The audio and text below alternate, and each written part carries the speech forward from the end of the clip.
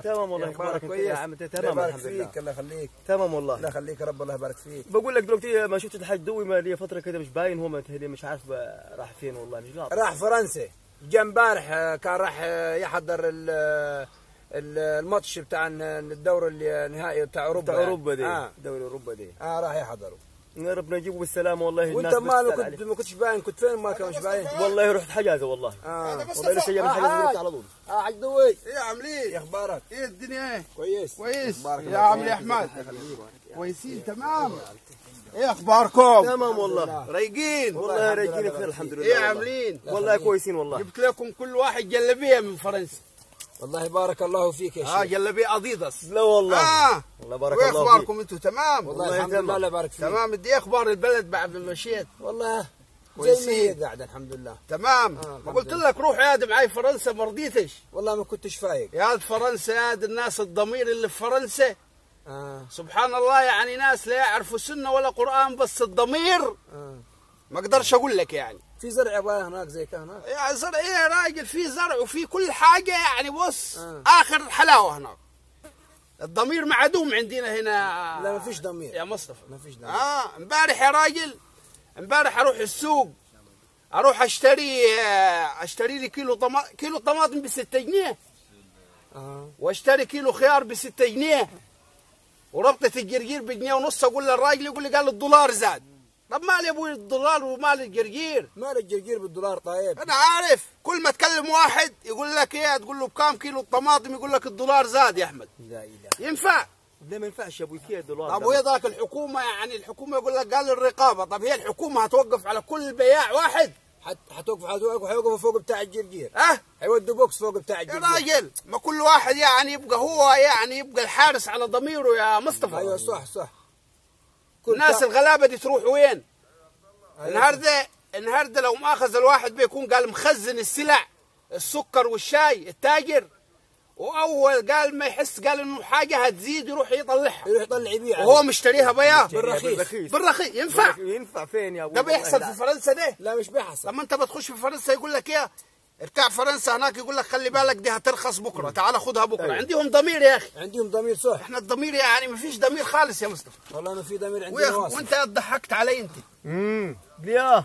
انت ضلك انا لما رحت فرنسا ايوه مش قلت لك عايز اخذ كورس في الفرنساوي؟ قلت لك اللغه الفرنسيه اسهل من العربي. لا انت قلت لي كده. ايوه. وانا قلت لك عايز اخذ كورس، انت مش قلت لي ضلك اي كلمه عربي لو حطيت لها واو ونون في الاخر هتبقى فرنساوي؟ هتبقى فرنساوي على طول. وقلت لي كلمه جرس دي عربي لو حطيت لها واو ونون هتبقى جرسون. ايوه صح. طب بتكذب علي يا ولدي، ده غلط. ما انا رحت هناك ودخلت مطعم يا مصطفى. صدقت كلامه انا. صدقت كلامه هو. انا قلت طبعا اي كلمه عربي احط لها واو ونون في الاخر هتبقى فرنساوي.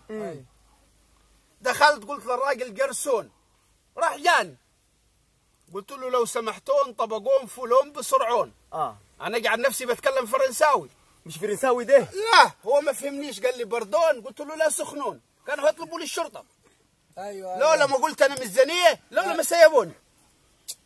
انت وهنت الراجل. تلموا عليه هناك الفرنساويين، لولا ما قلت انا ميزانيه والله تبقى لو عملتوا حاجه فيها تبقى الزنيه وفرنسا، ولا ما سيبوني يا احمد. الحمد لله حصل خير يا ابوي. ليه يا اخي ما فيش ضمير عندنا هنا؟ ما فيش ضمير واصل.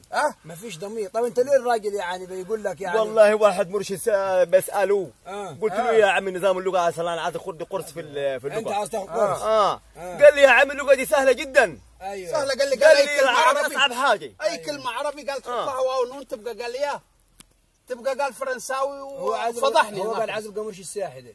عايز خليه مرشد، انا اكلم له. لا انا قلت هذا يعني ممكن زبونه كده ولا كده ونعرف نتكلم. هو بيتكلم العربي بالعافيه.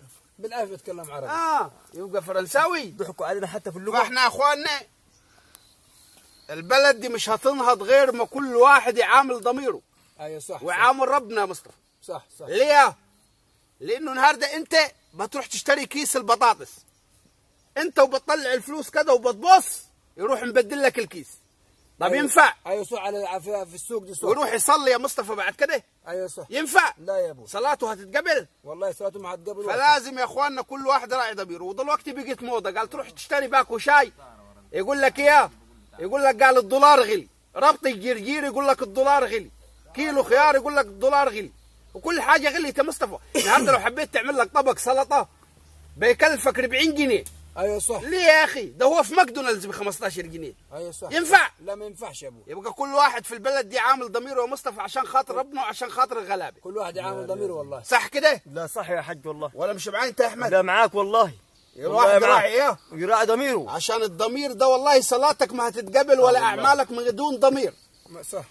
والله انت كويس شرفنا هردي جيت.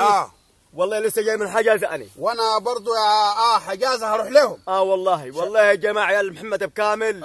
وجمال ود محمد بكامل والجماعه هناك كلهم بصراحه قالوا لا هروح لهم بس لازم الحد ويجيني. مسافر بكره المانيا وبعد ما ارجع هروح لهم يا مصطفى. حيروح المانيا بكره هو. انا مع المشاغل كثيره. والله. خلاص باذن الله اقول.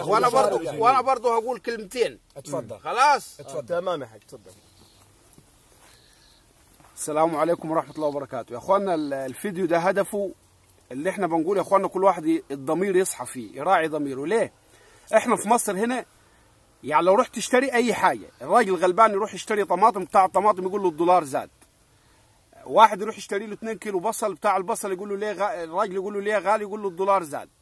فطبعا كل حاجة دي موضة بقت دلوقتي، فكل واحد يراعي ضميره. بعض التجار برضو بتخزن السلع يكون مشتريها رخيصة وبعد كده تروح تبيعها بالغالي ويقول لك الدولار زاد.